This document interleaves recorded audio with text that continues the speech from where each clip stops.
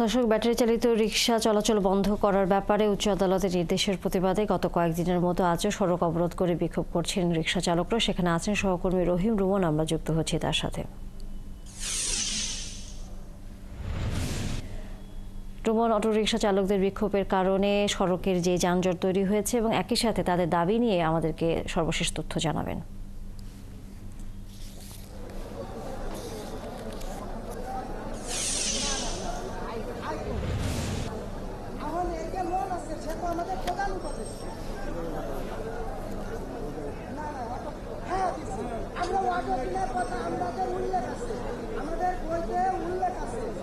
তানিয়া, আপনি জানেন যে আসলে গেল বেশ কয়েকদিন ধরেই কিন্তু এই যে অটোরিকশা চালকদের যে আন্দোলন সেটা কিন্তু চলছে। মূলত হাইকোর্টের একটি রায়কে কেন্দ্র করে কিন্তু তাদের এই যে আন্দোলন অবস্থান সেটি চলছে। আপনি জানেন যে হাইকোর্ট থেকে যেই এই অটোরিকশাগুলোকে প্রধান সড়কে এবং অবৈধ ঘোষণা করার কারণে কিন্তু তাদের যেই বিক্ষুব্ধ পরিস্থিতি সেটি চলছে। কিন্তু আজকে ঢাকার ভিতরে আমরা অন্যান্য অনেক জায়গাতেই আজকে সেই আন্দোলন দেখিনি। তবে আগারগাঁও যে মেট্রো রেলের যে স্টেশন আছে, এই স্টেশনের যে মোড়, এই মোড়টিতে সকাল 9টার পর থেকেই কিন্তু অটো চালকরা অবস্থান নিয়েছেন। তারা বিক্ষোভ করছেন, তারা দাবি করছেন যে আসলে সরকার পরিকল্পিতভাবেই এই যে অটোরিকশা চালকদেরকে কিন্তু বিক্ষুব্ধ করেছে। আমরা দেখছি যে অটোরিকশা চালকদের সাথে কিন্তু আরও একটি বড় মিছিল আমরা এই মুহূর্তে দেখতে পাচ্ছি, যে বড় একটি মিছিল অংশ নিচ্ছে।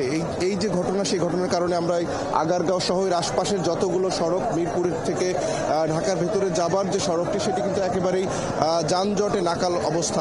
আমরা যখন এই আন্দোলনস্থলে আসি তখনও আমরা তীব্র যানজট দেখেছি। আন্দোলনকারীরা বলছেন যে হাইকোর্ট বা সরকারের পক্ষ থেকে খুব উদ্দেশ্যমূলকভাবেই এই আন্দোলন উস্কে দেওয়া হচ্ছে, যেহেতু তাদের কোনো বিকল্প কর্মসংস্থানের ব্যবস্থা করা হয়নি। বিকল্প কোনো কর্মসংস্থানের ব্যবস্থা না করে তাদেরকে তাদের এই অটোরিকশা বন্ধের প্রতিবাদ জানাচ্ছেন। তারা বলছেন যে আসলে সরকার যদি একটি শৃঙ্খলার ভিতরে আনতে চায়, সেক্ষেত্রে তারা একটি নির্দেশনা দিতে পারে। আগে যেমনটা ছিল, সুপ্রিম কোর্ট থেকে যেই আদেশ দেওয়া হয়েছিল যে এই অটোরিকশাগুলো প্রধান সড়কে চলতে পারবে না, পাড়ার গলির ভিতর দিয়ে চলবে, সেই যে আদেশ, সেটি যদি বহাল থাকতো তাহলে তা হয়তো অটোরিকশা চালকদের এই আজকের এই আন্দোলনে নামতে হতো না। তারা বলছেন যে আসলে বিকল্প কোনো কর্মসংস্থান নেই। প্রচুর পরিমাণের মানুষ কিন্তু এই যে একটি পেশার সাথে আসলে জড়িয়ে গেছে। তাদের দাবি যে তারা লাখ টাকা পর্যন্ত অনেকে ঋণ করেছেন, সেই ঋণ করে তারা এই রিক্সাগুলো কিনেছেন।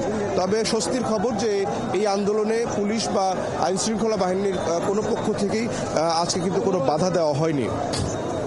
উপরন্তু আমরা দেখছি যে রাজধানীবাসীর এই সড়কটি ব্যবহার করে বা এই আশপাশের সড়কে এই আন্দোলনকে কেন্দ্র করে এক ধরনের যানজটের সৃষ্টি হয়েছে।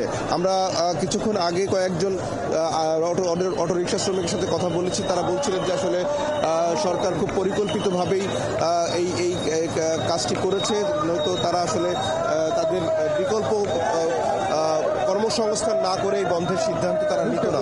আমরা যদি সুযোগ পাই একজন অটোরিকশা চালকের সাথে একটু কথা বলবার, আপনি আমাকে একটু বলতে পারেন কিনা যে আজকের এই আন্দোলনে নামার কারণ কি? আপনি জানেন কিনা যে গতকাল কিন্তু সরকার থেকে বলা হয়েছে যে তারা হাইকোর্টের যে আদেশ, সেই আদেশের বিরুদ্ধে তারা একটা আপিল করবে। আমরা শুনেছি ইতিমধ্যেই সরকার আপনাদের পক্ষ হয়ে সেই আপিলটি করেছে। তারপরেও আপনাদের এই আন্দোলনটা আসলে কতটা যৌক্তিক হয়? মনে করেন আন্দোলন করে তারা একবার এই বন্ধ করে দেয়, এই খা চালু করে এই বন্ধ করে দেয়, চোরাচুরি চলাই যেতে, আবার ব্যাটারি খুলে নিয়ে দেখা, আবার এইটা বন্ধ করবো, এইটা করবো। গরিব লোক তো, এরা গরিব লোক, এরা যারা অটো চালায় তারা কি ধনী লোক? তারা মনে করে দিন খেটে দিন খায়, হ্যাঁ, খায়া যান বাঁচায়, বাম মারে খাওয়ায় কিংবা এ করে, এমন ধরনের হয়েছে। এই অটো হয়ে গেছে, অনেক চিন্তায় বন্ধ হয়ে গেছে। আমি যথেষ্ট মুরব্বী, আমার 60 বছর বয়স, হ্যাঁ, আমি যথেষ্ট মুড়ি। আগে যে চিন্তাকারী হয়েছিল, এই চিন্তাগুলো এখন নাই।